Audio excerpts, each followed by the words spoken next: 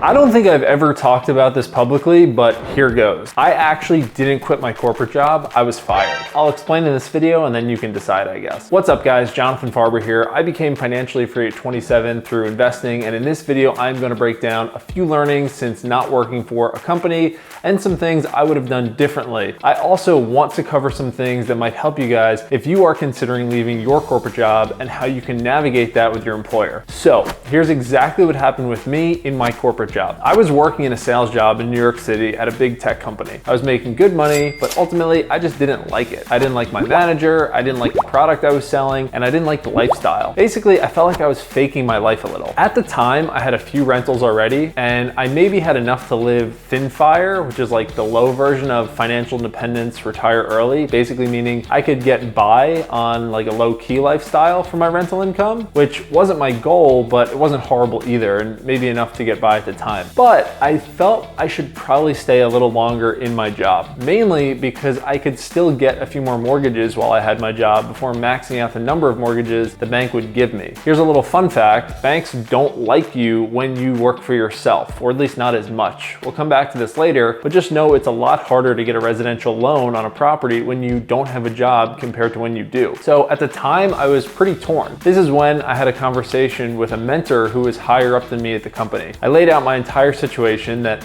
I wasn't liking what I was doing and that I wanted to do real estate full time, and he gave me this advice. It was not the advice I was expecting and very different than the advice most people were telling me at the time. He said, stop trying so hard on your job. He knew I always really worked hard on my job and I was always trying to rise up in the company, but what he said to me was that I could probably get by just being like a medium achiever in the company, and I could build my side hustle while the company is funding it and paying for my health insurance and other expenses that I had. And he reminded me how bloated corporate America can be, especially the company I was at. It had 13,000 people, and it was especially a time when the economy was good, so there was even less exposure or less pressure. But it wasn't really in my nature to think this way, but he made a point that the company was massive and had a lot of managers who really didn't care about the company as long as they got their paycheck and their employees were kind of doing the minimum as well. And I thought about it more, and there was actually a crazy example that really kind of sealed this for me, was that the company once accidentally laid off the wrong group of people because they were just sitting in the wrong seats. Basically, they didn't even know who they were firing. They just went off like seat number and they fired these people, and it was a mistake. So that was a wake-up call, if I ever needed one, that the company cared less about me than I thought, and that was kind of my stamp of approval to go forward. So from that day forward, I sort of just did the bare minimum to keep my job, but the absolute maximum to build my side hustle and pick up more rentals. My goal was to get my W-2 work done in 10 hours per week, so every other hour could be spent on podcasting or reading or looking for deals, networking, and creating content like this. So for the story of how it all ended, specifically, I was going along like this for about 8 months, and everything was going pretty good. I bought 2 more rentals, specifically Airbnbs in North Carolina, and I was working remotely there because of COVID, and my job stuff was going just fine as well. Not good, not bad, just kind of middle of the road. And I was podcasting at the time, and I was making some YouTube content. The problem was, while I was making content, some of the content would get reposted to LinkedIn by podcasts I'd gone on or podcasts that I'd done with other people. And some people from my job started to see this. And like I said, my performance hadn't really dropped. I was doing the minimum, which was about the same as everyone else. But I think what happened was my manager started to see some of the stuff on LinkedIn and didn't like it and was starting to wonder what I was actually doing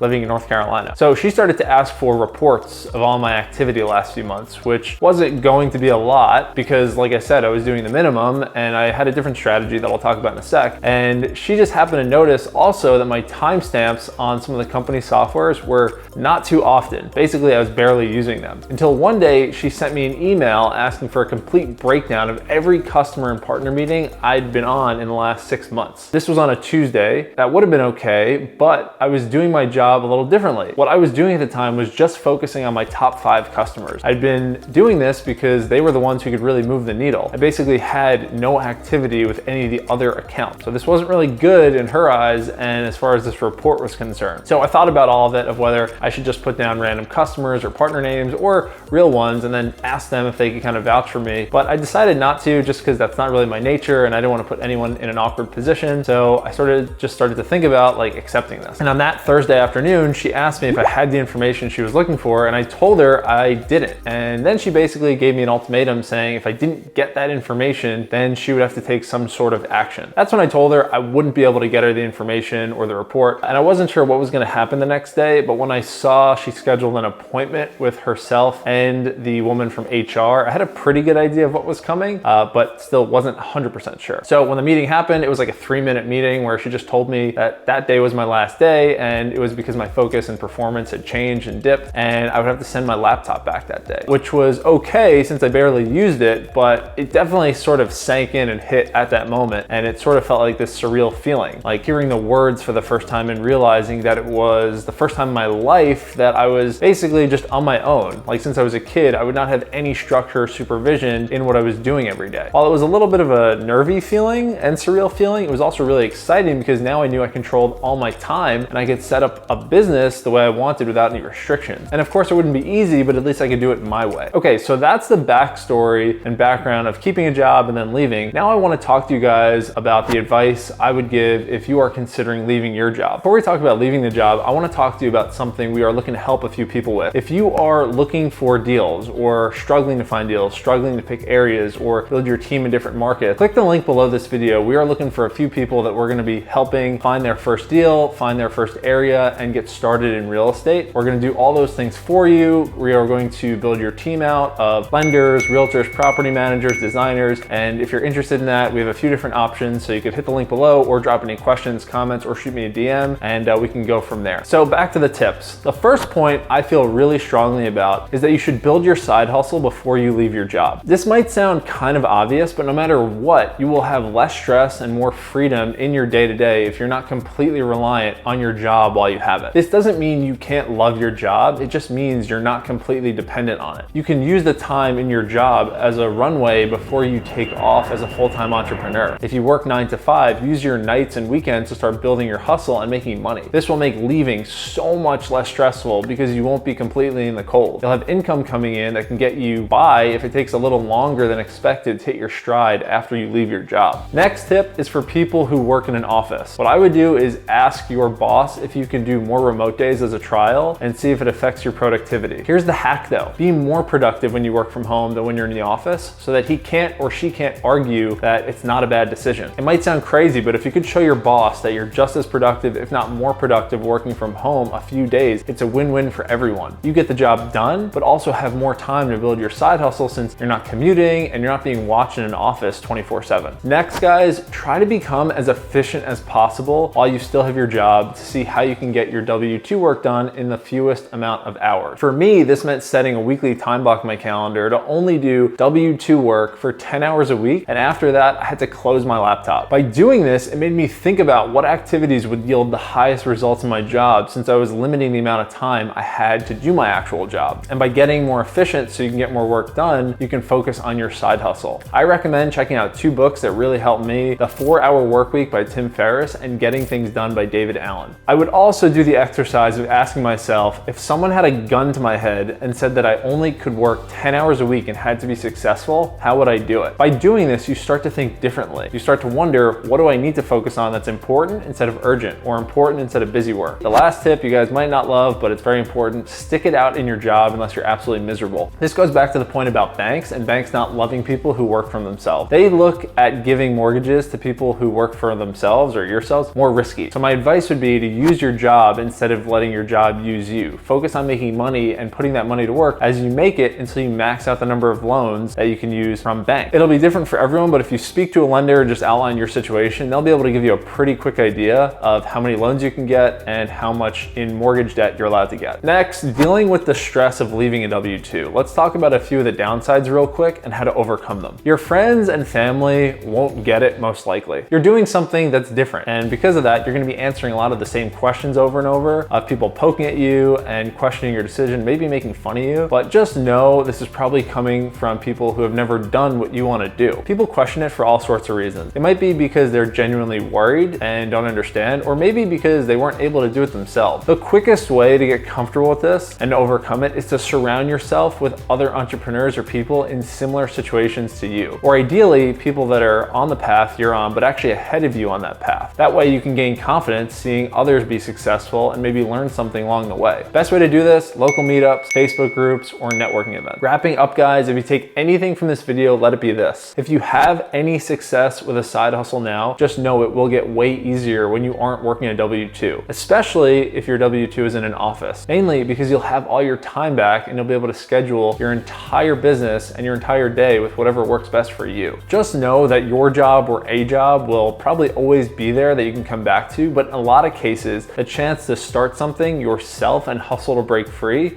won't be there forever. Not everyone will understand it. That's okay. Some people are meant to be entrepreneurs and some people aren't. It just is what it is. You're different than most people if you're even just watching this video and you've taken that step or any step towards building a side hustle. The best way to deal with it, like I said, is making entrepreneurial friends. We have a community, it's completely free as well, where we want to get people together, networking, talking, sharing ideas. I'll drop the link to that in the summary if you want to check it out and jump in, network, meet people, communicate with me or people on my team. But also you could drop questions, and if you don't do that, that's fine, but you could also drop questions here or DM me on Instagram, guys. So again, the purpose of this is just to help get you through the phase of going from side hustle to full-time investor or entrepreneur and breaking out of your job. It won't be easy, but let me assure you guys, it is a great thing if you can just stick with it and be consistent and see it through until the end. That's pretty much it, guys. Again, if you have any comments or questions, drop them below. But until next time, that is it. I will see you in the next video. Until then, be great.